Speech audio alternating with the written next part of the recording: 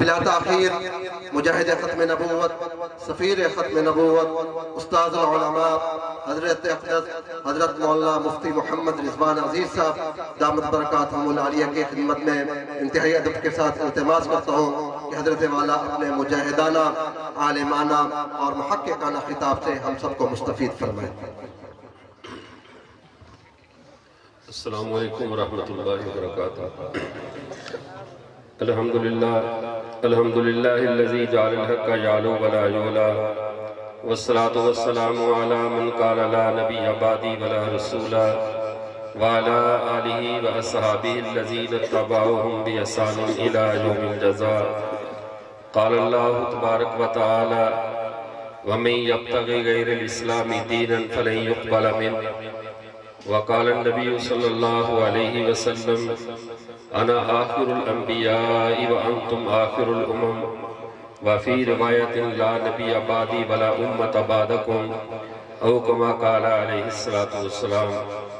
میرے بعد الاحترام معزز سامعین اعظام اور بنگلہ یاسمین کے قرب و جوار سے تشریف لانے والے ہمارے غیور اہل ایمان، آج 1 سال کے وقفے کے ساتھ آپ کی زیارت کے لیے دوبارہ حاضری کا اللہ تعالیٰ نے شرف عطا فرمایا۔ آپ حضرات کی یہ محبت ہے عقیدہ ختم نبوت سے اور آل رسول کی پکار سے کہ آپ لوگ اس پسماندہ اور سائٹ پہ شہر سے باہر بھی اس پروگرام پر اتنی کثیر تعداد میں ماشاءاللہ جمع ہوتے ہیں کہ شہروں کے اندر بھی رکھے جانے والے پروگرام اتنے باذوق نہیں ہوتے جتنے حضرات آپ باذوق تشریف لاتے ہیں۔ یہ اللہ تعالیٰ کا خاص کرم ہے۔ دوسرا چونکہ ہمارے یہ میزبان، ان کی نسبت جناب رسول کریم صلی اللہ علیہ وسلم سے خاندانی طور پر جڑتی ہے، جب ان کا حکم آ جائے تو پھر ہم بھی اس رشتے کو نبھاتے ہوئے اس کے احترام میں ہم فوراً ان کو حامی بھرتے ہیں، کہیں بھی کوئی پروگرام ہو ہم حاضر ہوتے ہیں۔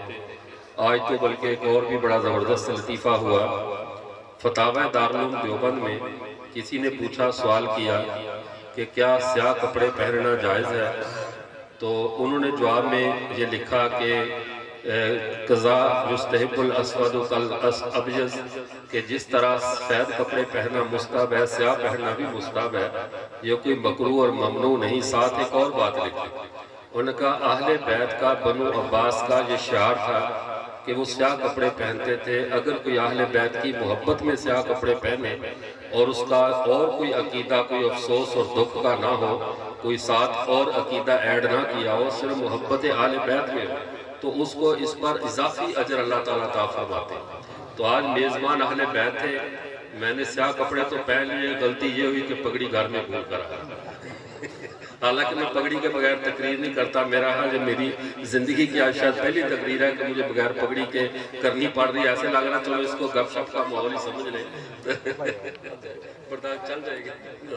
تو پھر میں نے حضرت شاہ صاحب سے رومال لیا، میں نے کہا چلو برکت کے لیے یہی دے دیں کچھ نہ کچھ، ورنہ یعنی اہل بیت کی محبت میں سیاہ لباس پہن لیا اور سفید پگڑی بھول کر آ گیا۔ چلے اس کو آپ معاف فرمائیں، اگلی دفعہ پگڑی باندھ کر آ جائیں۔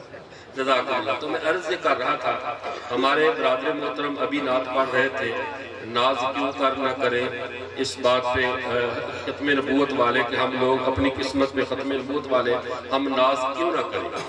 آخر انہوں نے کہنے کو یہ ایک نعت ہے، کہنے کو یہ چند الفاظ ہیں، لیکن اس پوری امت مسلمہ کا، محمد عربیہ کی امت کا پورا تعارف، پورا ماضی، پورا حال اور پورا مستقبل اسی ایک جملے میں ہے کہ ہمیں فخر ہے کہ ہم ختم نبوت والے ہیں۔ ہم اس عقیدے پہ شرمندہ نہیں، اس عقیدے نے ہمیں اتنا نوازا ہے، اس عقیدے کے ہمارے اوپر اتنے احسانات ہیں کہ لوگوں کی گردن میں سریہ تکبر کی وجہ سے ہوتا ہے، ہماری گردن میں سریہ عقیدہ ختم نبوت کی وجہ سے ہے۔ ہمارا سر جھکتا نہیں کسی کے سامنے، ہماری گردن کسی طرف مڑتی نہیں، ہم رسول اللہ کے بعد کسی کو دیکھنے کے روادار نہیں، ہم کسی طرف آنکھ اٹھا کر نہیں دیکھتے۔ کیوں؟ اس لیے کہ ہم لوگ ختم نبوت والے ہیں۔ ختم نبوت کا عقیدہ کیا ہے؟ اس عقیدے نے ہمیں اتنا ہائی لائٹ کیوں کر دیا اس عقیدے نے ہمیں اس مقام پر کیوں پہنچا دیا کہ ہم دنیا و مافیہا سے خود کو بے نیاز سمجھتے ہیں، ہم دنیا مافیہا سے خود کو ایک الگ تشخص دیتے ہیں؟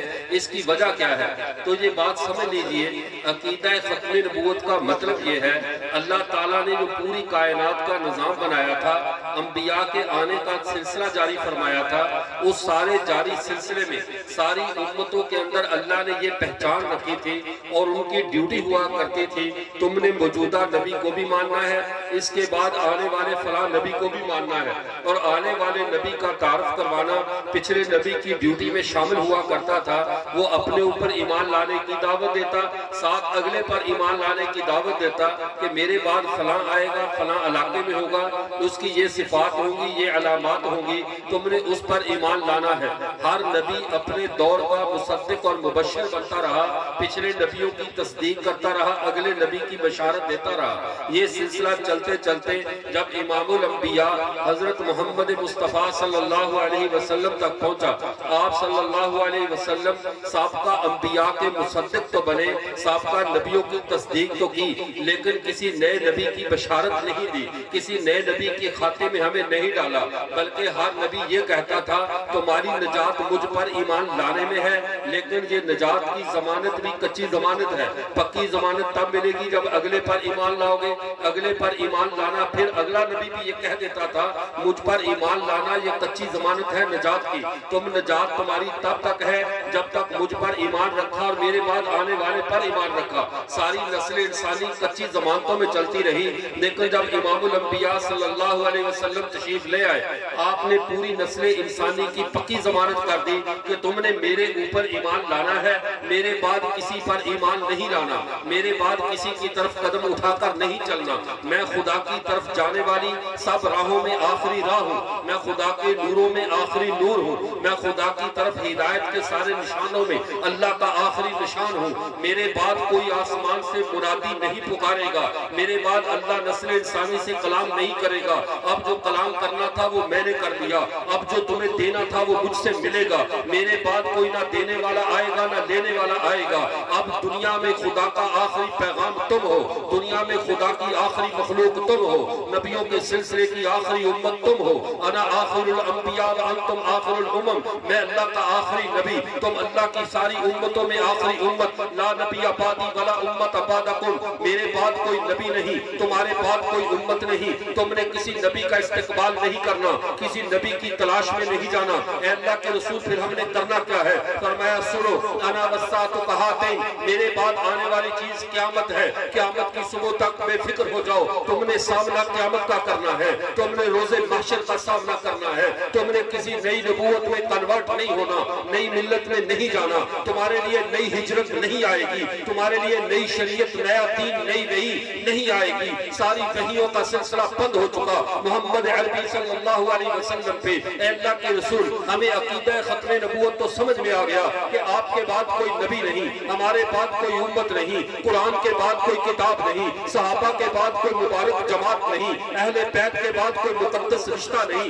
یہ ساری باتیں ہمیں سمجھ میں آ گئی، لیکن ہمیں بتایا جائے اس عقیدے نے میرے اس دیہاتی کو کیا فائدہ دیا ہے، اس عقیدے نے جس کا جلسہ احمد پرسیال کے دیہاتوں میں بھی ہو رہا ہے، شہروں میں بھی ہو رہا ہے، گلی گلی ایک ہی ترانہ گونج رہا ہے، ہر گلی محلے میں ایک ہی پکار ہے، محمد اللہ کے آخری رسول ہے۔ مولوی بھی یہی کہتا ہے، سکول کا ٹیچر بھی یہی کہتا ہے، دکاندار بھی یہی کہتا ہے۔ ختم نبوت کے عقیدے پہ میں جان دینے کو تیار ہوں۔ آخر یہ عقیدے نے مجھے دیا کیا ہے؟ آخرت میں تو جو دے گا سو دے گا۔ اے اللہ کے نبی، مجھے دنیا میں بتایا جائے اس عقیدے نے ہمیں کیا دیا ہے۔ ہر عقیدے کا اس کا ایک فائدہ ہوتا ہے۔ عقیدہ توحید کا فائدہ یہ ہے، میں در در کی ٹھوکروں سے بچ گیا، میں جگہ جگہ سر جھکانے سے بچ گیا، مجھے اللہ احکام الحاکمین کا ایسا در ملا، مجھے کوئی اور در تلاش کرنا نہیں پڑا، میری ساری ضرورتیں خدا نے پوری کی، مجھے کسی اور کے در پہ سر نہیں جھکانا پڑا، مجھے گلی گلی چوکٹ کی خاکوں کو چاٹنا نہیں پڑا۔ عقیدہ توحید نے فائدہ دیا،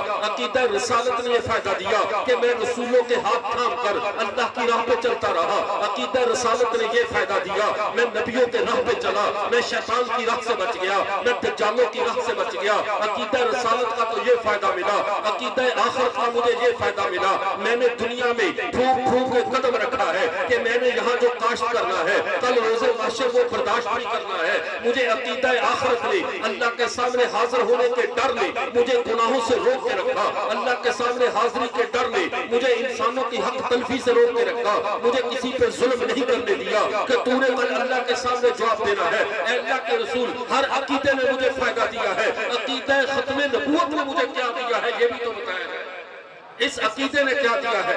تو سنو، اس عقیدے نے سب سے بڑا فائدہ ہمیں یہ دیا، میرے پیغمبر کی ستاری والی چادر ہمارے اوپر ڈال دی۔ وہ ستاری والی چادر کیا ہے؟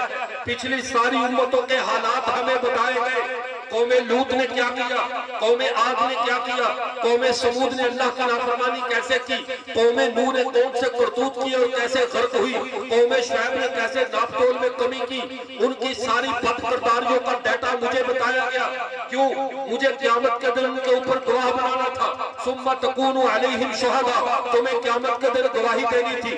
حضرت آدم سے حضرت خاتم تک پہلے جتنے بھی لوگ تھے سب کے اعمال مجھے بتائے گئے، سب کی کوتاہیاں مجھے بتائی گئی، لیکن میرے نبی کے بعد کوئی نبی نہیں، میرے بعد کوئی امت نہیں، میرے گناہ کسی کو نہیں بتائے گئے، تمہارے گناہ کسی کو نہیں بتائے گئے، نہ محمد کے بعد کوئی نبی آئے گا، نہ اس پر وحی اترے گی۔ تم نے اچھا کیا یا برا کیا، تم نیک تھے یا بد تھے، تم صالح تھے یا بد کردار تھے، میرے پیغمبر کی ختم نبوت نے تمہارے اوپر ایسی چادر ڈال دی ہے، نہ اب کوئی نئی امت آئے گی۔ جیسے ہم سابقہ ساری امتوں کے کردار کو جانتے ہیں، اب قیامت آ جائے گی ہمارے بارے میں کوئی نہیں جانے گا، ہمارے اوپر پیغمبر کی ختم نبوت کی چادر پڑی ہے، ہمارے بارے میں کوئی نہیں جانے گا۔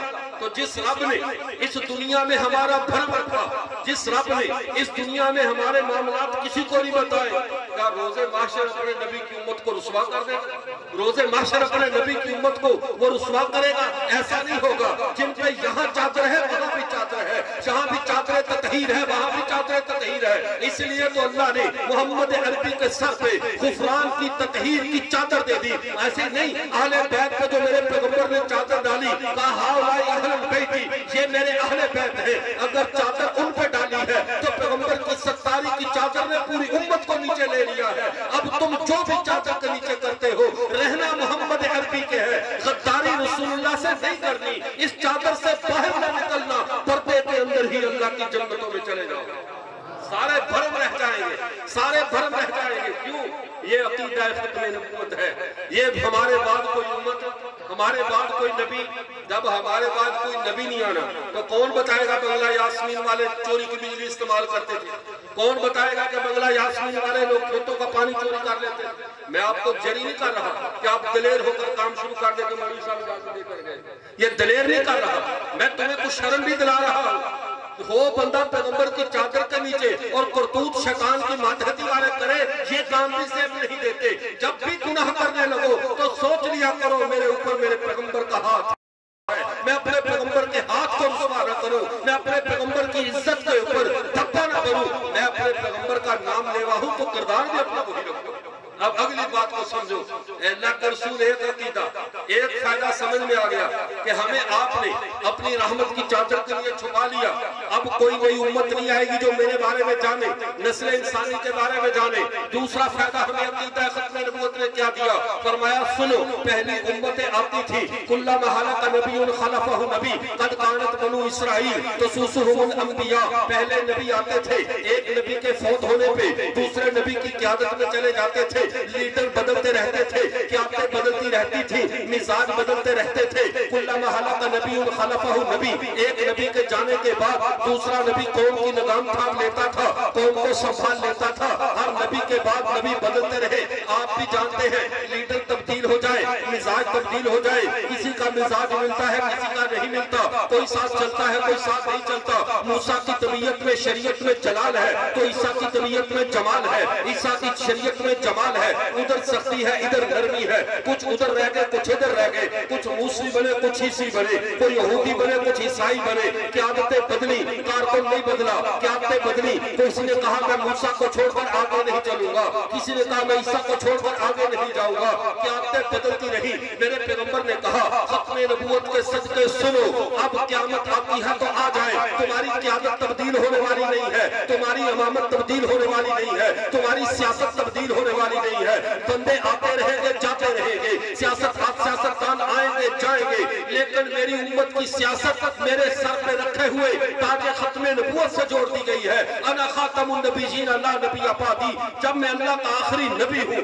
میرے سر پہ تاج ختم نبوت ہے، تو سنو میری امت متحد رہے گی، میری امت ایک قبلے پہ رہے گی، میری امت ایک دستور پہ رہے گی، حتیٰ کہ قیامت آ جائے گی، ان کی قیادت میرے محمد کے ہاتھ میں رہے گی، تم میری امت سے باہر نہیں جا سکتے۔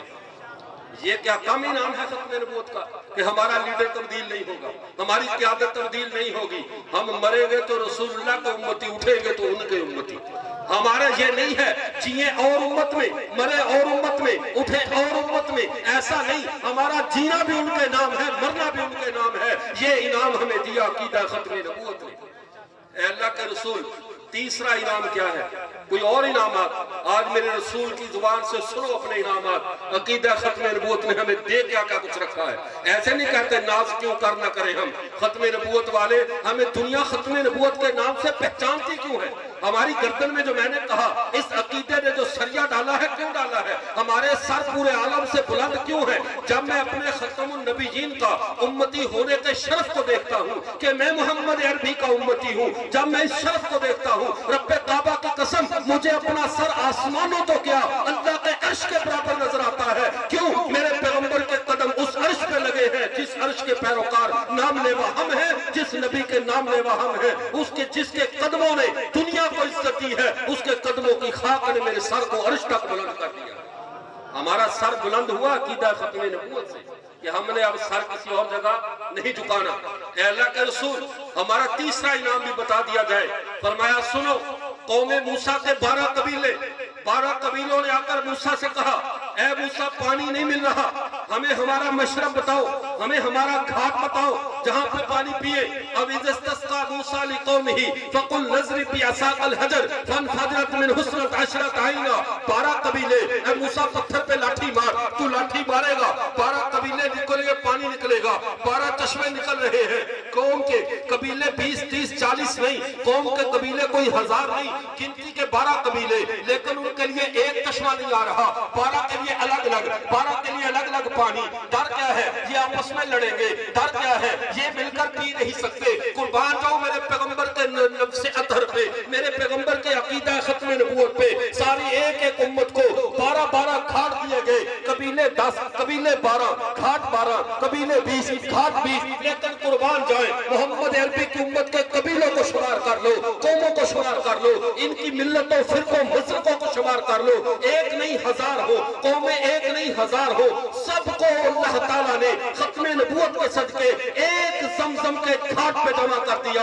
کوئی تمہارے علاقے کا سیال ہے، کوئی کسوانا ہے، کوئی گجر ہے یا آرائی ہے، جس قوم سے تعلق رکھے، جس مسلک سے تعلق رکھے، جب بھی وہ گنبد خضرا پہ، جب بھی وہ اللہ کے گھر میں حاضر ہوتا ہے، اسی کنویں سے پانی پیتا ہے جو کنواں میرے پیغمبر ہمارا گھاٹ بنا کر گئے۔ ہمارا مشرب کیا ہوا؟ بولو ہمارا مشرب ایک، ہمارا گھاٹ ہے۔ وہ کہتے ہیں یہ ٹوبہ فلاں کا ہے، یہ کوہ فلاں کا ہے، یہ کنواں فلاں کا ہے۔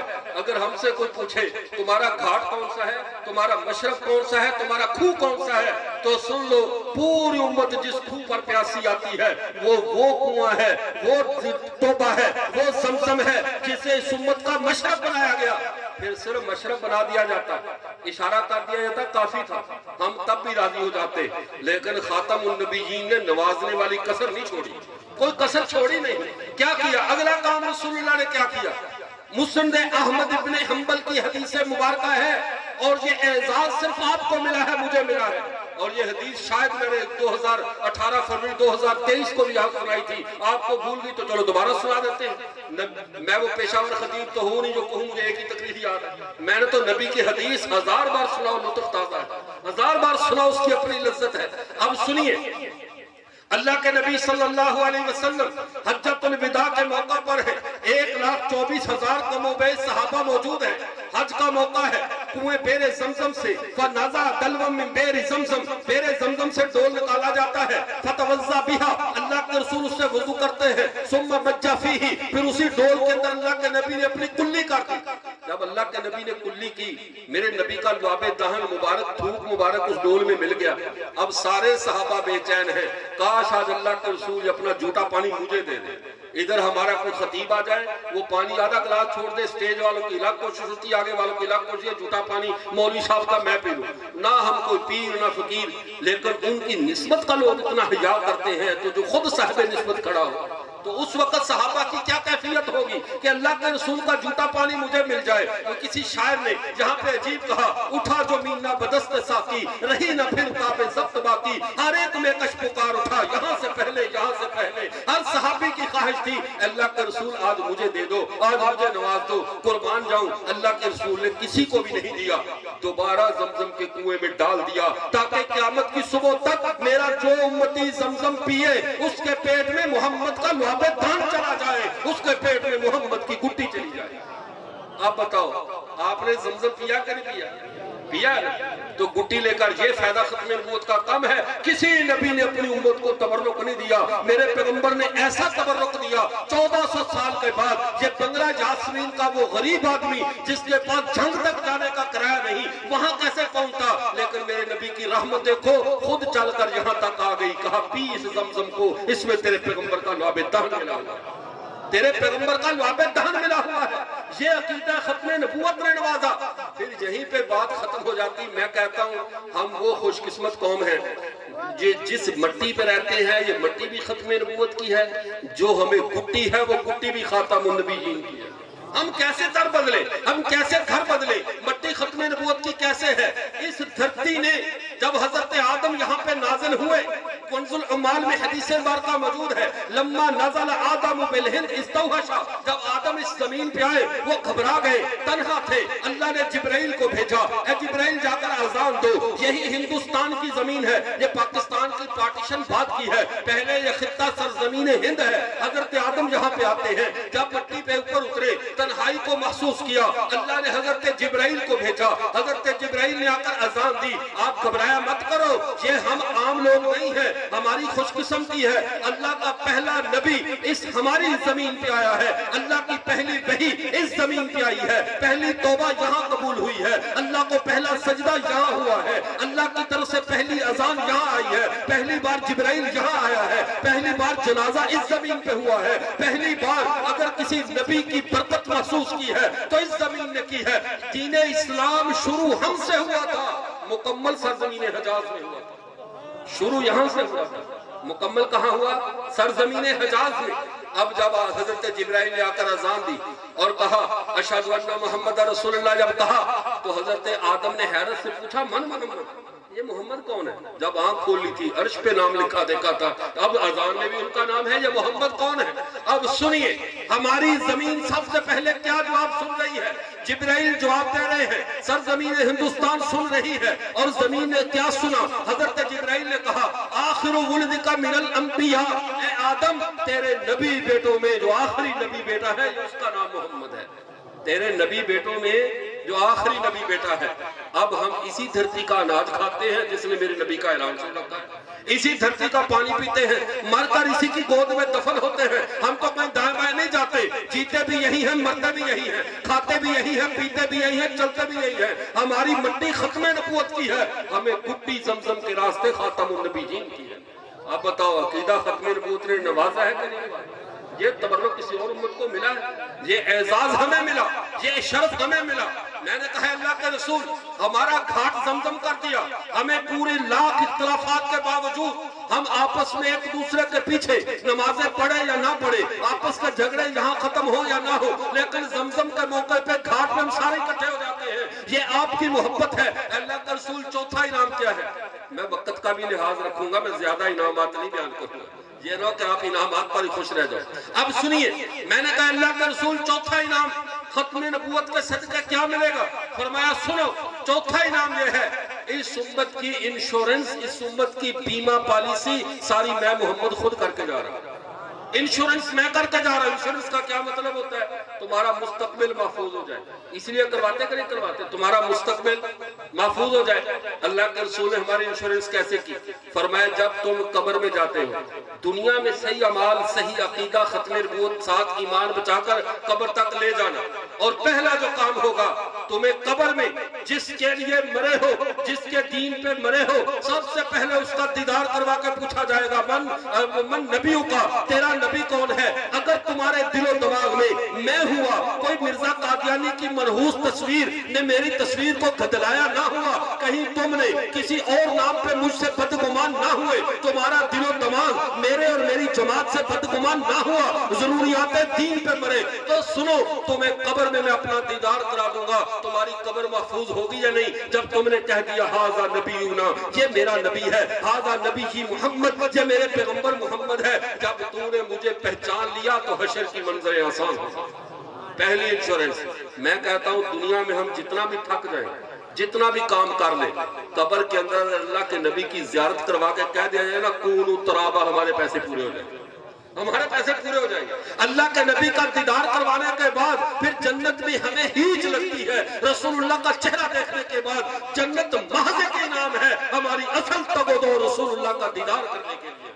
जब कब्र में दीदार हो गया, अल्लाह के रसूल कब्र का तो चलो आपने दीदार करवा दिया, फिर हुक्म आ जाएगा इसके लिए जन्नत का बाग बिस्तर बिछा दो, ये करो वो करो, लेकिन इंश्योरेंस तो जरा लंबी चाहिए हमें, कब्र का दौर तो बहुत महदूद है। फरमाया सुनो, घबराओ नहीं, अगली बात सुनो, फरमाया अना अव्वलु मन तनशक्कु अन्हुल अर्ज़, सुनो मैं पहला शख्स हूँ जिससे कब्र को खोला जाएगा, मैं पहला शख्स हूँ। और दुनिया में भी अभी कब्र खोलना मामला तो हशर का है, दुनिया में हमें अपने नबी से जोड़ के इतना रखा गया, इतना जोड़ के रखा गया। मेरे पैगंबर ने क्या कहा, अल अंबिया व अहयाउन फी कुबूरिहिम युसल्लून, नबी अपनी कब्रों में जिंदा है, नमाजें पढ़ते हैं। मन सल्ला अलैहि इंदा कब्री समेतहु, हम किसी और को सलाम सुनाने क्यों जाएं, हम नया नबी क्यों ढूंढे? अभी तक तो हमारे पैगंबर हमारा सलाम सुनते हैं और जवाब देते हैं। हाँ, जिनका नहीं सुनते उनको ढूंढने की जरूरत है, वो ढूंढ ले, वो बदकिस्मत है जिन्होंने पैगंबर पर सलाम पढ़ने को ऐब समझा। लेकिन अगली बात सुनो, अल्लाह के रसूल सल्लल्लाहु अलैहि इंदा कब्री तो जो जाकर पढ़ गया उसने तो सुना लिया, वह मन सल्लल्लाहु अलैहि नायन, और जो दूर से पढ़े उबलिगतु वो सलाम मुझ तक पहुंचा दिया जाता है, ताकि सुनो ये उम्मत वाहिद उम्मत है, अल्लाह के नबी आलम बरज़ख में है, ये आलम दुनिया में है, लेकिन इनका अपने नबी से सलाम व कलाम इतना जोड़ दिया गया है कि इधर से पढ़ते हैं उधर से जवाब आते हैं, उधर से जवाब आते हैं।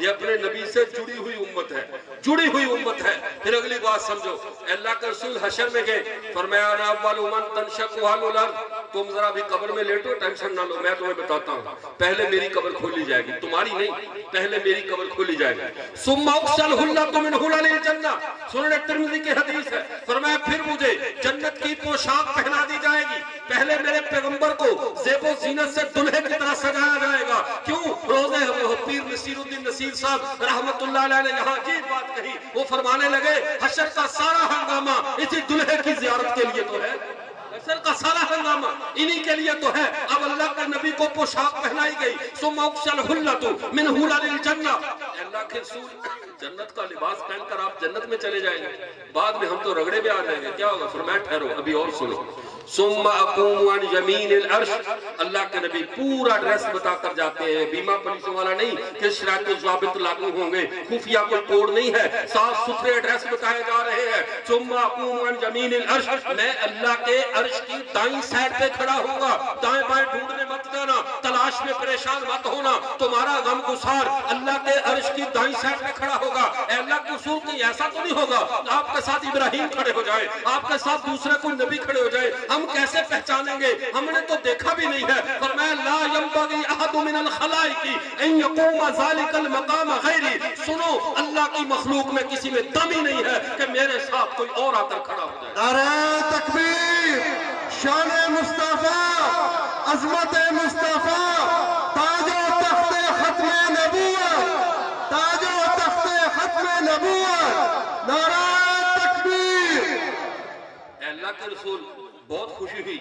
अब कब्र में उठते ही एक बंदा भागा भागा जा रहा है, और जाना कहाँ? साहब मौला भी महमूद शाह साहब ने मुझे कहा ये बंगला यास्मीन ने आपने इधर से आना है, लोकेशन भेजी, वो भी हमारे मौलवी दरवेश होते हैं, लाइव लोकेशन भेजी, हालांकि करंट भेजी थी, तो मैंने तुक्के से आ रहा। अब अचानक जब मेरी नजर पड़ी तो मुझे याद आ गया कि ये जगह है, यहाँ तो मैं आज से 1 साल पहले आया था, तो मुझे आना आसान हुआ कि नहीं हुआ?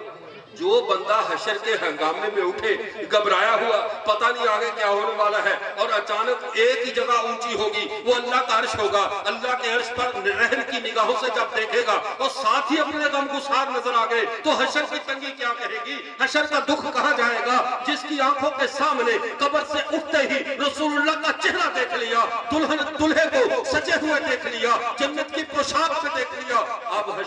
कोई काम, इसको कहते हैं इंश्योरेंस। ये किसने की है? अकीदा खत्म नबूवत में। अगर कोई नबी बदल जाता तो इंश्योरेंस बाकी रहती, कंपनी बदलने से इंश्योरेंस खत्म हो जाती, होती है कि नहीं? कंपनी भी वही, इंश्योरेंस भी वही। अल्लाह का रसूल आप हशर में, हमारे गम खत्म, लेकिन कहीं ऐसा तो नहीं सारी उम्मतों का हिसाब होते होते हमारा वही बारबेक्यू बन जाए, क्योंकि सुना बहुत सख्त होगी, बड़ा मामला गड़बड़ है, इतनी पुलसरात और इतना बड़े डरे हुए हम लोग, तो कहीं क्या मसला होगा? फरमाया ये भी काम ना करो, अना अव्वलु मन यक़रउ बाबुल जन्ना, हम पहले लोग हो गए जो जन्नत का दरवाजा खटखटाएंगे, बाकी 6000 साल की उम्मतें वो बाद में आएंगी, पहले तुम जन्नत में जाओगे, मैं तुम्हारा नबी मोहम्मद जन्नत में जाऊंगा। पहले हम, अना अव्वलु शाफिन व अना अव्वलु मुशफ़्फ़इन, पहली शफात मेरी होगी, पहले मुझे सुना जाएगा, मेरी शफात को सुना जाएगा। क्यों? ऐसे ही नहीं, हदीस में आता है हजरत ईसा के पास सारे नबियों से चलते चलते जब लोग आएंगे, आकर कहेंगे ईसा जरा बताओ तो सही, हमारी को सिफारिश कर दो। वो क्या कहेंगे? इज़हबू इला मोहम्मद, तुम ऐसा करो मोहम्मद सल्लल्लाहु अलैहि वसल्लम के पास जाओ। यार कैसे बेवकूफ है कादियानी, साबका नबी मोहम्मद के दर पर भेज रहे हैं और ये कमबख्त मोहम्मद के बंदे तोड़ तोड़ कर किसी कज़्ज़ाब के पास ले जा रहे हैं, किसी धोखे के ठेठर में ले जा रहे हैं। ये नहीं देख रहे सारे नबी कहेंगे इज़हबू इला मोहम्मद, मोहम्मद के पास जाओ। क्यों? फ़इन्नहु क़द हज़रल यौम, आज के दिन के हाजिर ड्यूटी नबी वो है। क़यामत आई है, दुनिया खत्म हुई है, मोहम्मद की ड्यूटी खत्म नहीं हुई। क़यामत आई है, इस उम्मत का कद खत्म नहीं हुआ, इस उम्मत की जो है वो अथॉरिटी खत्म नहीं हुई। क़यामत आई है, निज़ाम कायनात दरम बरम हुआ है, लेकिन अब अल्लाह का राज और मोहम्मद का रवाज खत्म नहीं हुआ और ना ये खत्म होने वाला है। इज़हबू इला मोहम्मद फ़इन्नहु क़द हज़रल यौम फ़इन्नहु ख़ातमुन नबिय्यीन, ये नबियों के आखिरी हैं, उन्हीं के पास जाओ, मामले सारे वही हाल होंगे। अब बताओ खत्म नबूवत ने नवाजा है कि नहीं नवाजा? ये कितने फायदे हो गए? बोलो भाई, 5 हो गए कि नहीं हो गए? 5 फायदे काफी है। मैंने वैसे इस पे आजकल एक किताब लिखी है 50 फायदे अकीदा खत्म नबूवत, लेकिन जब अल्लाह ने तौफीक दी कभी छप जाएगी तो पता चल जाएगा। बहरकैफ तो मैं अर्ज कर रहा था, अकीदा खत्म नबूवत ये हमारी जिंदगी का नाम है, अकीदा खत्म नबूवत ये हमारी हयात का नाम है। और वो उम्मत, उसकी पिछली शनाख्त खत्म हो जाती है, जो नई उम्मत में चले जाए, नई उम्मत में चले जाए, उनकी शनाख्त बाकी नहीं रहती। यहूदी तब तक यहूदी है जब तक ईसा के दीन पे ना आए, ईसवी तब तक ईसवी है जब तक मोहम्मद के दीन पे ना आए, मोहम्मद के दीन पे आने के बाद तब तक मोहम्मदी है जब तक किसी और दीन पे ना जाए। इसलिए सुनो, दुनिया में गुनाहगार रह गए, खैर है, अब तुम मासूम तो नहीं हो सकते, खताओं से पाक तो हम नहीं हो सकते, लेकिन कम से कम अपने गुनाहगार होना, अपने नबी का गद्दार ना होना, अपने नबी से गद्दारी मत करना, पैगंबर का दामन मत छोड़ना। और फिर दूसरी बात, एक और चीज भी ज़हन में रखिए, जैसे हिदायत की राहें होती हैं, हिदायत के चिराग होते हैं, ये हमारे अकीदे को बचाने के लिए ये उलमा, ये मदारस, ये खानकाहें, ये वो स्टेशन है जो हमें हमारे नबी से जोड़ कर रखते हैं। इनका कोई इजाफी किरदार नहीं है, ये कोई इनकी अलग से कोई दुकानदारी नहीं है, ये सिर्फ दुनिया को, ये अल्लाह का निज़ाम फितरत है, निज़ाम तकवीन है कि इस तकवीनी निज़ाम के तहत अल्लाह के नबी की उम्मत को अपने नबी का तारफ करवा के रखना है। अब आपके इलाके के किसी SHO के जहन में वो तामन तो करेगा, खत्म नबूवत के जलसे की इजाजत भी देगा, लेकिन कभी वो जलसा नहीं करवा सकता कि खुद थाने में खत्म नबूवत की कॉन्फ्रेंस रख ले, उसकी अपनी ड्यूटी है। ये काम करेंगे तो मदरसे वाले, तुम्हें नबी से जोड़ के रखेंगे तो मदरसे वाले, जैसे हर शोबा अपनी ड्यूटी देता है, मदरसे वालों की ड्यूटी है हमें अपने पैगंबर की छतरी के नीचे से बाहर ना निकलने दें। जैसे भेड़े होती ना, भेड़े बकरियां, उनको रेवड़ के अंदर रखना ये चरवाहे की ड्यूटी होती है। हम सारे हैं रसूलुल्लाह के उम्मती, हम कहीं दाएं बाएं भटक ना जाएं, किसी की चकनी चुपड़ी बातों में आकर राह रास्त से गुमराह न हो जाएं। इसके लिए जरूरी है इन मदरसों का वजूद, इन खानकाहों का वजूद। खानकाहें हमारे बातन को अल्लाह से जोड़ के रखती हैं, मदरसे ज़ाहिर शरीयत को अल्लाह से जोड़ के रखते हैं, ताकि हर हाल में हम अपने पैगंबर के दामन से जुड़े रहे, ताकि हमारी निजात हो। तो आप भी मदरसे से जुड़कर रहेंगे कि नहीं? बोलो भाई, मदरसों से जुड़ना है ना, तो अपना नज़म ये करें। एक छोटा सा काम, एक दरखास्त को मान लें, हमारे बच्चे क़यामत के दिन हमारे सिफारिशी बनने हैं, इन्होंने अल्लाह के दरबार में हमारी वकालत करनी है, सिफारिश करनी है। जब ये मामला है तो हर घर में अपना सिफारिशी होना चाहिए कि नहीं होना चाहिए? अपना एक एक बच्चा अल्लाह के दरबार में सिफारिशी बना ले, یہ قرآن پڑھنے والے یہ اللہ کے دربار میں ہمارے سفارشی ہیں، اور یہ اللہ کا ایک اپنا نظام ہے۔ اچھا جس کے بچے نہ ہوں وہ کیا کرے؟ یہ بھی تو ایک بڑا مسئلہ ہے۔ اگر اولاد ہی نہیں ہے وہ کس کو حافظ قرآن بنائے؟ لیکن اللہ کی رحمت بہانے ڈھونڈتی ہے۔ جو حافظ بن رہے ہیں وہ ان کے ساتھ محبت کرے، جو قرآن پڑھ رہے ہیں وہ ان کے ساتھ تعاون کرے، ان اداروں کے ساتھ جڑا رہے۔ اللہ کی غیر یہ گوارہ نہیں کرے گی کہ حافظ قرآن کے اپنے ماں باپ کے سر پہ تو اللہ سونے چاندی اور ہیرے جواہرات کے تاج رکھ دے، اور جو بیچارہ ریڑی والا، ٹانگے والا، بے اولاد، جس کے بچے حافظ نہیں بن سکے لیکن چلتے چلتے کبھی مدرسے میں چندہ دے رہا ہے، کبھی مدرسے والے طلباء کو محبت سے دیکھ رہا ہے، کبھی کچھ جو یہ کرنے والے اللہ انہیں جہنم میں ڈال دے۔ اللہ کی غیرت گوارہ نہیں کرتی۔ جیسے والدین کو نوازا جائے گا، مدرسے کے طلباء سے محبت کرنے والوں کو بھی نوازا جائے گا۔ ایک حضرت تھانوی رحمت اللہ علیہ پسندیدہ واقعات میں ایک واقعہ لکھا ہے۔ یہ احترام جو ہے بڑی چیز ہے، بہت بندے کو نوازتا ہے۔ انہیں ایک واقعہ لکھا، کہا کہ ایک حجام کسی سردار رئیس کے بال کاٹ رہا تھا۔ اچانک ایک مدرسے کا طالب علم آیا، آ کر اس نے کہا بیٹا کیا کرنا؟ اس نے کہا جی بال کٹوانے ہیں۔ اس نے کہا ٹھیک ہے بیٹا پیسے ہیں؟ اس نے کہا ہمارے پاس تو اللہ کا نام ہی ہے، پیسے کہاں آپ کو دیں؟ سیدھی بات، صاف بات کر دی۔ اس نے رئیس زادے سے کہا جناب انتظار کر سکتے ہو کر لو، نہیں کر سکتے کسی اور جگہ چلے جاؤ، میری آل خدا سے تجارت کا ٹائم آ گیا ہے، میں اپنے رب سے تجارت کروں گا۔ میں اس بچے کے حافظ قرآن طالب علم کے بال کاٹوں گا تو دیکھو مجھے کہاں سے کتنا نوازا جاتا ہے۔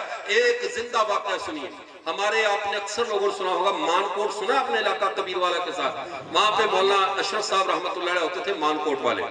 ان کا ایک واقعہ ہے ان کی زندگی کا، کہہ رہے زمانہ طالب علمی میں میرے پاس قرآن پاک خریدنے کے پیسے نہیں تھے، قرآن پاک میرا شہید ہو گیا، میں دکاندار کے پاس گیا، اس نے کہا جی 3 روپے کا قرآن پاک، تو میرے پاس 1-1.5 روپے تھا، میں اس کی منتیں کرنے لگا کہ یار میرے پاس پیسے نہیں ہیں، مجھے قرآن پاک دے دیں۔ اچانک دیکھا وہاں ایک چودھری کھڑا ہوا تھا کہ اس نے کہا بیٹا تم قرآن پاک پڑھتے ہو؟ کہا جی دکان میں سب سے اچھے کاغذ والا جو قرآن پاک ہے وہ لے کر آؤ۔ انہوں نے کہا جی وہ تو 4 روپے کا، کہا وہ لاؤ، مجھے چھوڑو اس بات کو۔ اس نے لے کر کہا بیٹا یہ لے لو اور اس پہ قرآن پاک یاد کرو اور میرے لیے دعا کیا کر لو۔ اب وہ چودھری چلا گیا، مولانا اشرف صاحب رحمت اللہ علیہ تا حیات یومیہ قرآن پاک اسی قرآن سے پڑھتے، اسی سے حفظ کیا، ہر رمضان میں مصلح اس سے سناتے، ایک رمضان میں 30 بار ختم کرتے، اور ہر بار جب ختم کرتے اس چودھری کا نام لے کر اس کو اصالہ ثواب کرتے کہ اللہ اس بندے نے مجھے بچپن میں قرآن دیا تھا، حتیٰ کہ جب حضرت فوت ہونے لگے اسی قرآن پاک کی تلاوت کر رہے تھے۔ ہزاروں علماء کا استاد ہے، ہزاروں بار قرآن پڑھا ہوگا، اس چودھری کی اپنی اولاد تو اسے بھول چکی ہوگی، لیکن جس بچے کو قرآن لے کر دیا وہ مرتے دم تک احسان نہیں ملا۔ اب بتاؤ کتنی بڑی چودھری کی سعادت کی یا نہیں؟ پڑھا انہوں نے، ثواب سارا چودھری صاحب، اور روپیے کتنے لگے؟ صرف 4 روپے لگا کر چودھری صاحب سستی جنت لے کر چلے گئے۔ اس لیے میرے عزیز دوستو، خدا کے لیے کسی نیکی کو حقیر نہ سمجھا کرو۔ مدرسے والوں سے محبت آپ اصل میں سنتے ہیں شیطانوں کی زبان سے، میڈیا کی زبان سے۔ دنیا جو ہمارے کانوں میں زہر ڈالنا چاہتی ہے وہ ہم زہر وصول کرنا شروع کر دیتے ہیں۔ جب بھی علماء طلباء کے بارے میں سننا ہے تو رب کا قرآن سنو، پیغمبر کا فرمان سنو، دل میں عزت پیدا ہوگی، دل میں وقت پیدا ہوگی۔ اگر دائیں بائیں سے سنو گے وہ تو پہلے ہی ابنائے شیاطین ہیں، پہلے ہی اسلام دشمن قوتیں ہیں، وہ کہاں ہمیں برداشت کرے گی؟ لیکن ہم کسی قوت سے گھبرانے والے نہیں ہیں، نہ ہم اپنی داڑھی سے شرمندہ ہیں، نہ اپنے مذہبی گیٹ اپ سے شرمندہ ہیں۔ جب وہ شیطان اپنے شیطانی لباسوں اور شکلوں پر نادم نہیں ہے، ہم محمد عربی کی مشابہت سے کیوں نادم ہوں؟ رسول اللہ کی مشابہت اختیار کریں۔ اللہ ہم سب کو دین کے ساتھ جوڑے رکھے، اہل دین کے ساتھ جوڑے رکھے۔ یہ ختم نبوت کی کانفرنس ہمارے جن ساتھیوں نے کروائی، کوشش کی، آپ حضرات نے اس میں شرکت کی، اللہ آپ سب کو اس پر بہترین جزا نصیب فرمائے۔ وآخر دعوانا الحمدللہ رب العالمین۔ بسم اللہ الرحمن الرحیم، اللہم صلی علی سیدنا محمد النبی الامی وعلی آلہ وسلم تسلیما۔ جزا اللہ تعالیٰ عنہ محمد ما هو اہلہ، ربنا ظلمنا انفسنا وان لم تغفر لنا وترحمنا لنکونن من الخاسرین۔ یا اللہ تو غفور رحیم ہے، ہماری مجلس کے تمام حاضرین کی اپنی حاضری کو اپنی بارگاہ میں قبول فرما۔ اے اللہ یہ تیرے پیغمبر کے مبارک نام پہ جمع ہوئے، اے اللہ ان کو دنیا اور آخرت کی عزت نصیب فرما۔ اے اللہ ہمارے اس مجلس میں جتنے بھی بیمار ہیں، ہماری بہنیں بیمار ہیں، یا اللہ سب کو شفائے کاملہ عاجلہ مستمرہ نصیب فرما۔ اے اللہ جتنے بھی بے اولاد ہیں سب کو نیک صالح اولاد عطا فرما۔ کسی بھی یا اللہ اکیلا تو ہی اچھا لگتا ہے، یا اللہ تیرے بندے اکیلے اچھے نہیں لگتے، تجھے تو کسی کی احتیاجی نہیں ہے، بندوں کو بڑھاپے میں اولاد کی احتیاجی ہوتی ہے، یا اللہ تمام بے اولادوں کو نیک صالح اولاد عطا فرما۔